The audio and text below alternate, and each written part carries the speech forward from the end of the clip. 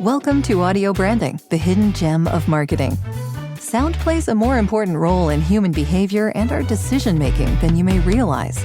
In this podcast, I'll help you understand the art and science of sound so you can better influence others in business and your life.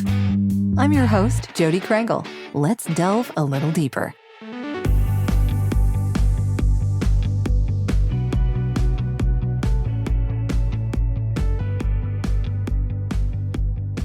Hello.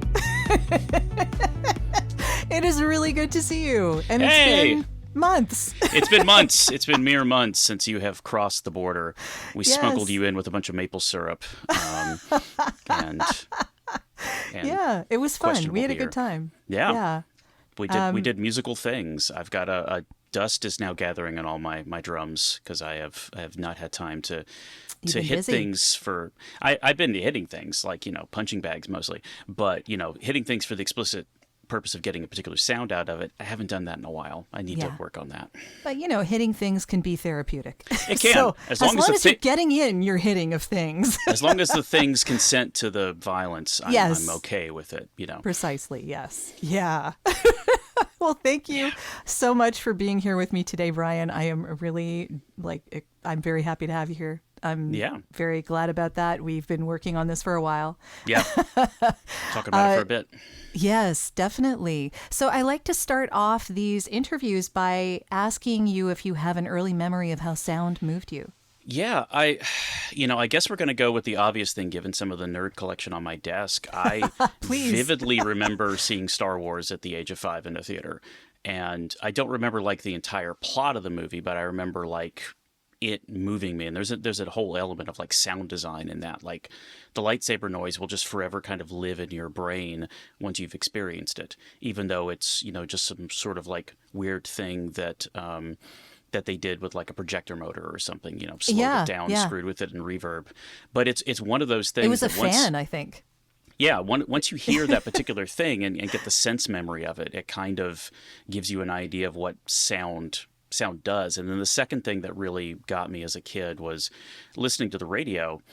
I would play around with AM radio at night and try to get the farthest station. Once I had a basic understanding of some of these radio waves, they just kind of bounce off the part of the ionosphere and just keep going. So I'd sit there with this little radio that one of the few things that I managed to take apart and put back together again as a kid that still worked after I put it back together. That was not the case for some of my toys. I'm impressed any of them did. My X-Wing never made the fun noise after I removed all the screws to see why it did that, but the radio did. And I would pick up Chicago baseball games. And I didn't know that I was supposed to have an emotional attachment to Chicago baseball or that emotional attachment was disappointment, but I could listen to the game. I could hear this kind of distant voice, and that kind of really, at that age kind of clicked something over in my brain that I didn't really perceive until later in life when I started doing, radio and podcasts and all this other nonsense. Yeah. So moving on from that, is that what got you into podcasts and DragonConTV and all of this interesting stuff? I mean, what was the progression? It's never a linear step, right? So what got me into doing radio and stuff was really when I got into music. So I started playing drums when I was 14. I'd started playing clarinet a little bit earlier because the band director tricked my dad, because it was the 80s when you still had saxophone and rock music, and I wanted to be a sax player. And apparently so did every other kid who came into the woodwind section that year at Rosewood High or Rosewood Middle School. So the band director was somehow convinced my dad I was too small to have the breath control for playing the saxophone. And that's the line he gave to everybody to build out a full clarinet section. And when we showed up at the first day, we're like, hey, wait a minute. And then my clarinet mercifully broke the second year. Once we started getting into high notes, or in all the marching music, the clarinet and I, our love affair kind of ended. And then I just was like, well, I can't fail band, so I'm just going to go back on the one note I have consistently and just use it with sticks.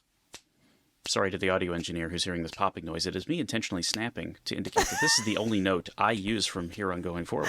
Yes. I screwed up a cake cover once. That's how bad my vocal range is. So, and I got into learning about like radio and sound through wanting, like, I got to record these stupid drums in a band. And when I got to, I went to a magnet school for science and mathematics, shock, and ended up kind of joining their version of an AV club, which was their in-house TV station. And that got me access to their audio equipment, but it also got me access to learning how to do video editing on tape and, you know, basic kind of story structure. And I was producing like music videos, like montage kind of stuff, or doing like what the local equivalent of TV coverage was at a 500-person high school. And I carried that into engineering in college and was going to go into computers, but then kind of got into robotics. But through all of that, I was still doing college radio. And again, that was like backdoor access to, hey, can I use the studio in the off hours? Can my band record our CD here in the summer when the station's technically shut down? And then that got me into, well, I'm on-air talent now, which in college radio is, as Strongbad used to say, I can describe college radio in 5 words: dead air, dead air. But I was that guy for a little while, and then I was the assistant engineer on college radio. And that's then a good one. that got me into, like, you know, when we started a college TV station in Clemson, you can see a theme starting here, that I was the on-air guy. It was like 4 engineers, and we're like, well, we're going to use you because you're the engineer who like teaches labs and talks to humans. And I'm like, okay, I guess I'm on-air talent now. And that got me into like public speaking. And when I landed my first job out of college, I got into this kind of parallel track of, I went from being a programmer into more technical marketing, like explaining demos, you know, technical presentations, engineer to engineer kind of stuff, or engineer to engineering manager kind of stuff, helping the salespeople sell really weird firmware tools. Or when I go to DragonCon and volunteer over there, like I went to a nerd convention, joined their AV club. This is what you're getting here. Essentially, yes. Right. It's a continuing progression in my life Sure. of that sort of thing. And I ended up there not starting out in front of the stage. I was doing everything backstage. And then as I started doing their video work, I became their kind of one of their on-air talent people, one of like their interviewer on camera. We started doing a morning show type of thing once we got the whole DragonConTV operation up and running. That's a whole different story. But I ended up in this parallel track of like becoming sort of the human to nerd interface, whether it was on the technical side of things or whether it was on the actual like stereotypical nerd side of things, the nerd culture part of things like DragonCon or other like security conventions or niche computer conventions. So that was kind of my technical explainer, professional generalist career sort of kicked off in those areas. Yeah. It seems like communication is a very, very big thing in this whole progression. So maybe can you talk a little bit about that? Because it seems to be key in just about everything that you've done, communication. Yeah. And now do you teach that? You actually like help people do that for technical stuff? Yeah. So my current job, I work for Intel. So this is not my employer speaking. This is me. Always have to say that. No product is absolutely secure. You know, offer void in Oregon, et cetera, et cetera. But what I've ended up doing is again, the area that I'm in, I do more pure marketing now, but not like the brand marketing. Like very few times my stuff ends da-da-da-dum, right? Like there are videos where I talk on camera, my face shows up, I talk about a technical concept and then tagline. But those are rarities. Most of what I do is I'm usually coaching a technical person how to get an idea across to their peer or somebody above them who's going to make like a technical decision, hopefully one that purchases something with my brand because, you know, I want to stop doing this at some point and play drums more. So if my stock price goes up, this is all good. I got more free time to talk to you and make jazz. Sure. But in that area, what I'm doing is I'm not trying to really coach people on things like speaking. I'm trying to coach them on how to get their ideas across. We talk about like pivotal ideas. One thing that I realized later when I was doing, I was a graduate lab assistant at Clemson. And when I was getting my master's degree, I was teaching a computer hardware course. And I discovered very quickly as the person grading all the lab reports that my students didn't know how to communicate. They would do a 12-page lab report for a 3-hour lab. Oh my They had goodness. no concept of how to get there. Like they would try to bluff their way out of they wouldn't just say, I don't know what we did or why we got the outcome. So I made a rule after I'd worked some co-op jobs for the Department of Defense as a civilian contract manager, and I'd worked at some like AT&T and Cryovac and some other small companies as like summer or like kind of quasi intern jobs, and I'd learned how to write memos. So I'm like, okay, here's a format for you to take. You have to write a memo, 3 to 5 paragraph format, beginning, middle, end. I was teaching them story structure. And I was giving them a constraint, like your story cannot be more than a page, and it can't be less than 3/4 of a page. You can't just write, I wrote code good, LED blink. But you can't also try to bluff me with this. So I was realizing that if you make a technical person too slick, they start talking like this, and they talk about the benefits and the product synergies. Other technical people tune them out. Yeah. Right. But you need the structure of that style of communication. So I want you to be authentic, but I want you to format your ideas. So people will normally start coming to me and say, hey, you're doing a good job on this presentation. I want you to look at my slides. The perception in technical world is that your PowerPoint slides are what give you the presentation, right? Give me your slides so I can go give your presentation. And then their presentation is terrible. And they come back to me, they're like, your slides failed. I'm like, no, you didn't learn the structure. You didn't read the speaker notes. And what I ended up doing when people say, hey, I want you to come and fix my slides, I end up fixing their story. And I was trying to figure out over time what that repeatable structure was. When I would go to conferences and give a presentation or stay in a presentation because I liked it, what made me stick? And again, we talked a little bit about DragonConTV. Again, I went to a sci-fi convention, started their AV club, and they put me in the basement. Like, this is not a joke. The operation still really were in the basement. It's in the basement Yes. of the Hyatt in Atlanta, right? Still is after I handed it off. Nice basement, though. Very good carpet, air conditioning. It's lovely. But it's still a basement. But when we were I never doing that, comment on carpets when it comes to hotels. oh, don't start that with the DragonCon crowd. There's a cult. I know. There are multiple cults. It's weird. That's a whole nother podcast. Yes, it is. Welcome to Carpets with Jodi. No, we're not doing that one today. But in this respect, we made a lot of parody commercials to go in between the panels at DragonCon. It's a long line. You get in the room half an hour early. You've got nothing to do. Cell phones just made calls back when we started DragonConTV. So we started making fake commercials, fake news reports, music video parodies. And when we made the commercial, to make a thing, you must first deconstruct it. And infomercials are beautiful comedic parody because they're such exaggerated forms of story, such exaggerated forms of the commercial. Oh, yes. That, like the woman who can't lift a pan. Exactly, right? Yeah, but then it turns out Flex Seal, very popular. I own several Flex Seal products. They've gone on various roofs. It's just cheaper to re-roof the barn, by the way. Don't cover the whole roof in Flex Seal. Learn that lesson. But in those cases, people still buy the stuff. And then it made me think about, when we break these infomercials down, what are we parroting exactly? And that's where I started figuring out that the best infomercials, if there is such a thing, and the best presentations were the same thing.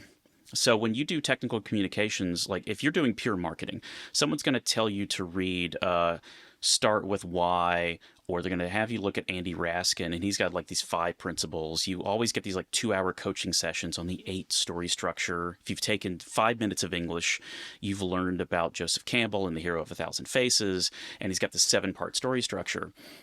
And those are great for TED Talks and pure marketing, and they are terrible for technical communications. And the reason why is that you don't want to tell a complete story with a technical communication. especially in a sales context, but also in a technical, like a bug report context. So if you go to like a security conference, like a Black Hat or RSA or B-Sides, you'll sit in a room and someone will tell you how they hacked a security camera and what you can do to prevent yourself from being hacked. Or I found this bug in a product and here's how I worked with companies X, Y, and Z to resolve it and go from like a problem to a solution. And this is what most people are looking for when they have like technical money to spend with a company, right? I want to find a solution for this particular problem, or you're going to inform me about a problem I've never heard of before and give me the next step. And that's exactly what an infomercial does. So the way I actually coach, like, highly paid people to give presentations is I show them infomercials and I break down the story structure. And this was weird because there's an age group that doesn't watch television with ads. And so I have to explain what an infomercial, like I have to explain what television is and then infomercial. And then second, That's deconstructing deconstruction. The second part, which is so strange, is that I've done this presentation internationally. So the last time I gave this presentation to a group outside of the U.S. was February 2020 in Poland. Oh. I was training our intern. Yeah, I was basically like ahead of the COVID curve. Yep. in Europe. I was like watching hand sanitizer sell out at international airports and filling out contact tracing forms that had been hastily made on the copier 5 minutes before my plane landed in Gdansk. Scary stuff. It was a fun week. So I stayed in my hotel a lot. So in that kind of instance, what I'm doing is, I'm having to teach these people a weird American trope, because infomercials do show up, but they're normally dubbed in another language on late night TV for people like me with jet lag in Japan to watch when I can't figure out what day it is, much less what time. And so I broke the infomercial down into 4 structures, which I call fail, fix, learn, and act. And hopefully by the time this comes out, I'll have edited my own video that breaks it down a little bit more. I hope you will share the link to that video. And I will. This will come out probably months from now, so okay, you have plenty of time. Yeah. If it's all good. If they haven't edited this out, just imagine this conversation is organic and live. Yeah. But yeah, so the infomercial basically breaks down into fail, fix, learn, and act. So those are the 4 stages. And fail is the most famous part of an infomercial. You're about to go in for a ride. In 28 seconds, someone's going to say 1995 order now, is when the screen goes black and white and someone fails at a basic task. I don't know how to do a blanket. Like lifting a pan. Yeah. I can't lift a pan. I require, a knife to chop things. What is this? The 15th century? My roof is leaking, my boat has a hole in it, whatever it is, the black and white part is fail. This is a clear definition of the problem. But you can deal with failure with fix. Fix. Now the thing that deals with failure. Now you transition to fix. This is a thing you didn't know existed, 3 seconds ago. Now we're back in glorious Technicolor. And fix will solve your problems. How does fix work? How do I fix? Fail, fix, learn. Learn is where you apply the product to the problem stated and learn about other problems it can solve. Not only will it allow you to lift a pan, it will also let you use less butter when you make eggs, or removes the fat, or whatever the thing is that it does. Okay, well, I have learned about how to fix the fail, but I don't have magic pan or one-hand slicer or robe with sleeves. What do I do now? Act. Act is what we call in technical communications a call to action. Here's a clear thing that you should do next. And there is nothing after act, because after act, it is their story. They are going to take what you have taught them and take it to the next level. So they are now finishing the story. So there's no fail, fix, and learn and act. That's 4 parts of what most people put into a 5 to 7 segment story structure. So this would basically be getting up to the part of, Star Wars where Luke Skywalker is about to get into the cockpit of the X-Wing, except now it's you, and you're going to drive. And so that's how every infomercial that I've seen works. And it's an extremely flexible story structure, and it doesn't change the authenticity of the person giving it. So the same thing that I can use to sell you a $20 minus 5 cents hand chopper for onions is the same way that I've seen every good security presentation structured at something like a Black Hat. So fail. Hey, this security camera, super vulnerable to hacking. Fix. Okay, I figured out what's wrong with it, and I applied a patch. Learn. Here's how the patch works. Here are the exact steps of, I found the failure this way, and I have applied this fix, and I worked with the camera manufacturer, and they have now made the camera better. Act is, for this brand of camera, download this software. For your project, go to this open source project, download this, apply this thing. And now it's your job to take what I've taught you and make the industry more secure. So it's extremely versatile. And for people who do a lot of technical talks, like they have a canned presentation, if you do security conferences, for example, this is the thing I'm most involved in now, you will see the same speakers show up multiple places. And they normally have a fairly standard presentation they give, but the best speakers change the opening. So, and I've done this before. I have the same presentation for network engineers as I do for firmware programmers back in the day on how systems booted over networks. And all I have to do is I have to change fail. That's it. Fix, learn, and act remain the same. And I'll give you an example, and this is one you kind of inspired me on, because we talk about this commercial stuff all the time. Sure. The Snuggie. The Snuggie yes. is the OG infomercial. I remember the Snuggie. You're almost defining career moment, I believe.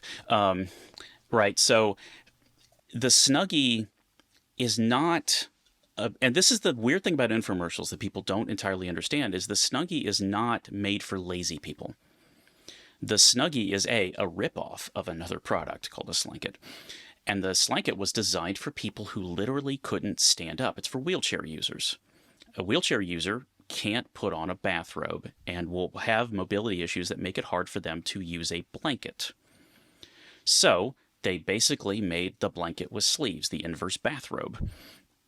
And it's been marketed under different names since then. But if you take that example, and this is for a handicapped audience, somebody who has mobility impairments, or other reasons why they can't get up and put on a robe, you take the fail part of the commercial and you change it. You change the tone of it, but you change the audience of it.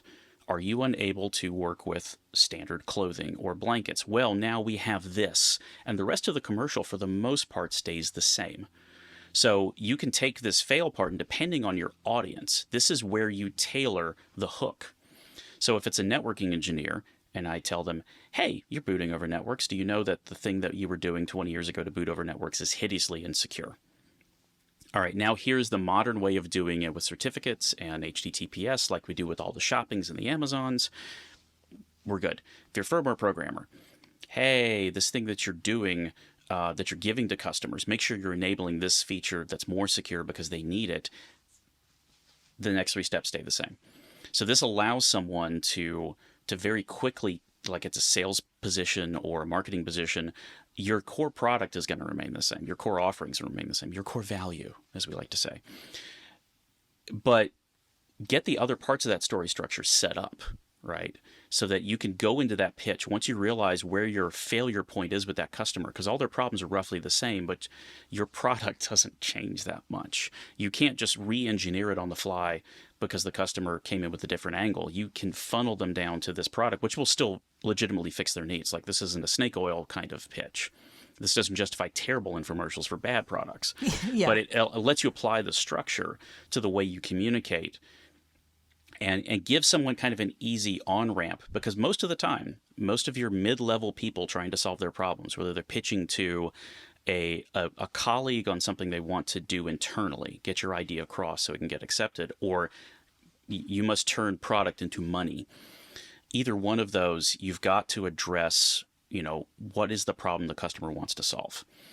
And that's what the infomercial does painfully well. It lets you solve it with some stuff that's probably garbage or probably really good product, but you need it to get to a point where I need to hit 1 million of these so I can get factory discounts. And so my audience is 100,000 because it's specialized. So how do I get from 100,000 to 1 million? I expand the scope. I find more failures for this to fix. So that's kind of the template that I use when I'm coaching people on how to get their ideas across. It makes a lot of sense, yeah, and I can see how it could be applied in a whole different bunch of ways for pretty much anyone. You don't have to be technical or be talking to technical people. I think it's just a good way to get your point across. Well, that's the end of this episode. Thanks for listening. And if you like what you heard, why not tell a friend about this podcast? It's available in all the usual locations. Until next time,